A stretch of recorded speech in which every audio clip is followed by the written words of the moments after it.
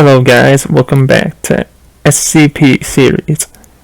Today we're going to look at SCP-370. The special contingency procedures for this is it's embedded in a small slab of solid lead and kept inside a solid steel box with no opening and 0.5 meter thick walls. Under no circumstances is 370 to be removed from either this box or the lead slab. If the SCP-370 becomes partially or completely exposed, blindfolded personnel will be assigned to locate it with a metal detector. An electromagnet will then be used to transfer SCP-370 to a small mold filled with molten lead. Once this has hardened the lead slab containing 370, it will be returned to its steel box and the box returned to its containment vault. This box is kept in a specially designated vault at Site Blank. SCP-370 requires no maintenance whatsoever, and no research is authorized. Desire to open this vault to perform research on 370 or for any other reason is a symptom of SCP-370 infection. Any personnel displaying this or any other symptoms must be quarantined immediately and terminated if symptoms persist. 370's vulnerability status is unknown. No testing of this sort has been carried out, and no future testing is authorized due to the extreme risk of contagion to personnel involved. D-class personnel with significant violent or sadistic tendencies are to be preferred in all interactions with SCP-370 or potentially SCP-370 contagious data. Worldwide broadcasting capability will be removed from the Foundation site that shows signs of SCP-370 presence and restore 1 year after the last 370 incident. Any personnel to 370 who show some improvement in overall well-being should be quarantined and deprived of sleep. If any personnel continue to display happiness symptoms despite this measure, termination will be authorized. Description: SCP-370 is a key. The size, shape, material, and general appearance of SCP-370 are unknown. Knowledge of these characteristics is the primary vector for the spread of the SCP-370 disease. Therefore, all records thought to contain such information have been destroyed without review. The disease caused by 370 has distinct sense symptoms, designations 370A, B, and C. The form of the disease appearing in any given subject appears to be determined primarily by personality. SCP-370 manifests most frequently subjects characterized by their peers as self-centered or cowardly. Its most common manifestation, subjects suffering from SCP-370-A show no symptoms upon an initial infection. However, these subjects will commit suicide as soon as they have an opportunity to do so with minimal suffering. The instant the subject's heart ceases to beat, the infected corpse will grow brilliant and undergo an unknown transformation. Detailed knowledge of the transformation is a vector for the infection, as is direct visual contact with the light produced. Trace of any part of a subject's corpse has been recovered following this transformation. The majority of SCP-370-B subjects are commonly described as extroverted and altruistic. However, an identical manifestation of 370-B appears in individuals with strong sadistic or violent tendencies. Subjects infected with 370-B initially become very calm. The stage lasts for several seconds and is followed by a sudden unprovoked assault on anyone within subject's reach, which continues into an indiscriminate killing spree. Persons killed by the infected subject will glow brightly, undergo an unknown transformation, presumably the same or similar to that of the suicides. Initially, the infected subject is no more dangerous than an ordinary violent human. However, after approximately killing 2 to 3 people, the subject's body will begin to radiate yellow light. This slightly appears to inhibit the sympathetic nervous response of the subject's victim, making it difficult for the victims to fight back. After approximately 5 to 6 kills, the light triples in intensity, and the direct skin-to-skin contact with the subject becomes deadly. At this point, any eye contact with the victim becomes a contagious factor. After killing an average of 12 people, subjects who were considered violent prior to the infection may require as many as 50 kills to reach this stage. The subject will abruptly cease hostilities and enter the final phase of 370B infection. Subjects will raise its arms skyward and shout in a slightly amplified voice, "Blank, take me home." This sound seems to pass through soundproof walls, industrial strength earmuffs with only slight muffling. The sound seems to pass through soundproof walls and industrial strength earmuffs with only slight muffling. Infection of all human beings within earshot is virtually guaranteed, except in cases of sensory deafness. After this cry, a shaft of radiation in the visible spectrum forms around the subject, who will then levitate several feet above the ground before blank and vanishing. As with 370-A, no traces of the vanished subjects have ever been found. SCP-370-C manifests in subjects of high IQ and analytical or contemplative personality type, and is the most dangerous of the three manifestations. Unfortunately, the majority of the Foundation's research staff are susceptible to 370-C. Upon initial infection, subjects will close their eyes and remain voluntarily still and silent for an average of 30 seconds. Questioned on this, subjects will claim to have been praying. Any infected subjects detected at this stage must be terminated immediately and by any means necessary. After the initial infection, subjects will behave as normal, but with significant increase in sense of well-being.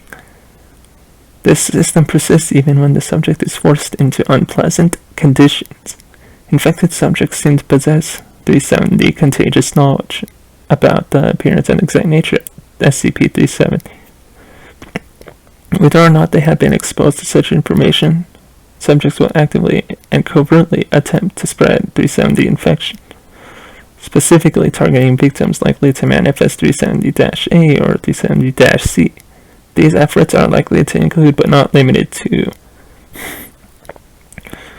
mentioning SCP-370 contagious information in casual conversation, attempting to have SCP-370 removed from containment for research or attempted disposal, adding SCP-370 vectors to Foundation research notes or other documents including this page, attempting to broadcast infectious material on a large scale. After about 50 successful infections, 370C enters its final phase. During this phase, the air around the subject radiates a small amount of light in the visible spectrum, creating a faint yellow glow around the subject. The glow induces a parasympathetic calming response in viewers and has a 0.% chance of causing infection for every minute of visual contact. Within about a day of this radiation appearing, regardless of any further successful infections, a flaming blank burn marks on any surfaces it touches or passes through, and no leaving trace of the infected subject. This event leaves behind an invisible patch of contagious phase who infects anyone who passes through it. Patches seem to fade in approximately 7 days, but as a precaution should be avoided for a full 2 weeks. It has become apparent that 370C infection is being used by some personnel as an excuse to torment and murder fellow Foundation staff. The personnel responsible have been demoted to D class. However, considering the enormous threat posed by 370C, the containment protocol above will not be revised. Dr. Bank. Addendum 370-A. Circumstances of SCP-370's original retrieval are unknown. It was found in the ruins of Site Blank, a remote Foundation base in eastern Blank. These containment protocols in their original form and the described steel box were found in a sealed vault along with a single corpse. Identified as Dr. Unknown Satanist and the doctor's personal log, which was found to be 370 contagious. The rest of the site was abandoned. No other dead bodies were found. Although signs of struggle were ubiquitous, the rest of the site's stored data on 370 had been erased or destroyed. Although a few useful notes on other SCPs were recovered, particular SCP. Several infections events occurred during recovery efforts. These were contained with extreme prejudice, and the infection was believed extinct. 370 was briefly designated safe, however, in light of recent Keter designation has been restored and anti-memetic security has been tightened through all Foundation sites. Addendum 370-B Dr. Log has been successfully purged of memetic infectiousness and is cleared for viewing by authorized personnel. The same precautions described for me in this article also apply to the log. Personal log of Dr. 2009. Richard's team came back yesterday. What was left of it? Anyway, most of them were wiped out by some sort of memetic infection. They've also brought back an artifact, a key or something, from the dig. There's something wrong with Richard. He ought to be inconsolable, having lost so many agents, but he just keeps smiling.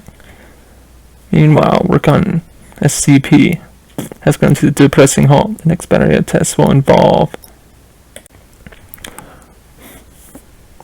I was right. I knew there was something abnormal about those smiles. They brought out the artifact out today. Half the people who saw the damn thing just started attacking everyone inside and had to be put down. The survivors have been quarantined. Bodies of the dead have been incinerated and the survivors are still in quarantine. The artifact has been designated SCP-370. I hate observational memetic hazards. By the way, how am I supposed to study something if I can't look at it? It's not observational, it's worse. Probably the worst MAME we've ever encountered. Reading the notes on the thing seems to have exactly the same effect as looking at it. It's pure luck. I didn't get infected myself. Word of mouth information transfer does the same thing. We got a full third of our research staff in quarantine now. Or at least we should. Some of them have just disappeared. I'm freaking out here. I did a compassion ritual yesterday. It made me feel a little better. Seeing Richard in this state is really messing with my head. He's not himself at all. He's freakishly cheerful, borderline manic, and he's tried to reach the quarantine 3 times already. Managed to cause several infections by shouting what I assume were details about SCP-370's appearance. I don't even know what information can spread this thing. I personally destroyed a bunch of documents without review earlier today, and had anyone who protested quarantine. Doctor says I'm being paranoid, so I quarantine him too. Well, I've solved the mystery of the disappearing personnel. Some of the infected commit suicide, and when they do vanish with this blinding light, I caught maybe the very edge of the flash. I'm afraid I'm contaminated. I can feel the key hovering around the edges of my mind. Even if I wanted to, I think I could see it in my head. Ugh. Started a write-up of the containment procedure for if we ever contain the thing. Helps me keep my mind off. Well, there are 3 kinds of infections. The murdering kind, the suicidal kind, and the happy kind. Suicides and murders don't actively try to spread the infection, but deaths caused by 370 all seem to create this infectious light. The happy ones seem mentally unaffected, but their only desire is to spread this thing by whatever means necessary. They're clever though. They'll pretend not to be affected. The only giveaway is the happiness, even if you torture them. They'll show signs of pain but don't seem to care. It doesn't make them unhappy. On the bright side, I had a talk with Doctor via a Class D go-between, and he told me to go myself, so I let him go. We've lost our grip on this thing. Richard and team are still contained, but we have the Smilers wandering free in the base. I've taken to carrying a handgun and just shooting anyone who looks happy. Considering how haggard and miserable most of our staff is, there isn't much of a chance of a false positive. I I sabotage all the communication system. We will stop this thing here. Infection in me feels like it's spreading. Starting to take a conscious effort not to think about that. There is no God. I am God. There is no God. Quarantine had been breached, I'm afraid, Doctor. And I may be the only uninfected personnel on site at this point. He's only safe because he was in that quarantine cell for so long. No, I'm just starting to slip. I know things. Not know what 370 looks like, but I know. There is no gate. I have worshipped only myself. Notes. From this point on, the writing gets more and more shaky. Some parts appear illegible, and large segments had to be removed due to mimetic contamination. Saint used to be just a symbol to me, symbol of my own unrepressed desires, a symbol of freedom. I changed my mind. I pledged. I performed another ritual not in the book, just one that came to me. I had to use Doctor. I felt a bit bad about that at first, but it's all for the Foundation. I have a plan. Until all the infected have, should provide an opening for me to make contact. If I get the physical key encased within the molten lead from my experiment with 370, then, until the rest of the Foundation finds us, I think I'll stick it in a huge steel box too, just in case. Notes. This final entry is written in blood and begins with an outline of a complex and gruesome ritual involving, among other things, the use of 80% of the invoker's blood. The intended purpose of the ritual is unknown, and our attempts to recreate it all have failed, with the subjects falling dead from the blood loss before completing the procedure. Details of ritual expunged. In the name of adversary, I seal the gates. Return to your thrones. Notes, again, written in blood, positively identified as Doctor. What have I done? My memory is shaky. Not surprising considering what I've done doing to my mind these few days. The containment must have been successful as I find myself sealed in with 370 and this book. Good. Effects of the ritual are beginning to wear off. Feeling extremely woozy, consciousness fading. What have I done? Ultimate selfishness or ultimate sacrifice or just ultimate pettiness and spy? I must apologize to Richard. End of log. Item SCP-370. Object Class Keter. Warning. SCP-370 is an exceedingly contagious mimetic infection. No cases of personnel being infected simply from reading this article have yet been recorded. But nevertheless, as a precaution, this document may only be read in a controlled environment with mechanisms in place to terminate the reader at the first symptoms. Spreading any information about SCP-370 by word of mouth is grounds for immediate termination.